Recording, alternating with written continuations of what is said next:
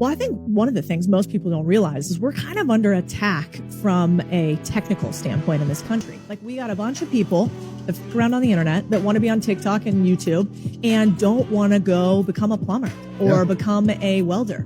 And yet, plumbers and welders make more than people in marketing, aka TikTokers, by and large. And simultaneously, I think what people don't realize, but they do, is that when you don't have a lot of cash and there's a recession and things are going bad, but your toilet breaks, you call the plumber. But you might look at a plumber because you've looked at a plumber with a condescending view, right? Like you Been there. I totally agree. And I couldn't agree with this more. Like, I think they nailed it. There's definitely nothing wrong with trying to use social media to grow a business or a brand or get more exposure for whatever it is that you're trying to do. That's just smart. But it's definitely beyond oversaturated now, and it's a bubble that's inevitably going to burst. Everyone's competing for attention in this attention economy, but there's only a finite amount of attention and a radically growing number of attention seekers. It's not just social media either. This has been happening in the e-com space for a while now, and really all entrepreneurship and make money online type of businesses too. And we're even seeing the effects of this in certain industries already. So for example, in Australia currently,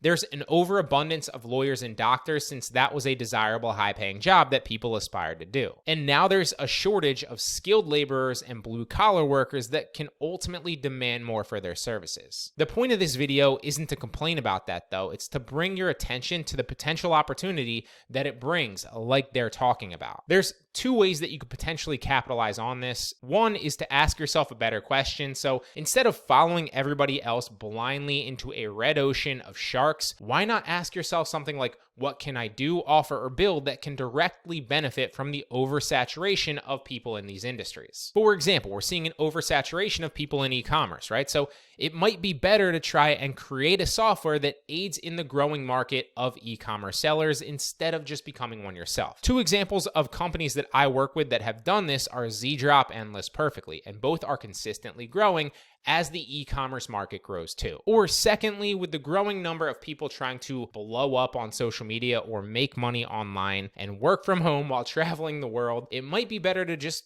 try and make money offline. Now, I'd be willing to bet that if you started the right service-based business offline in the coming years, it'd be much less competitive than ever because a lot more business owners will retire and not enough young people will be popping up to fill the void in those industries.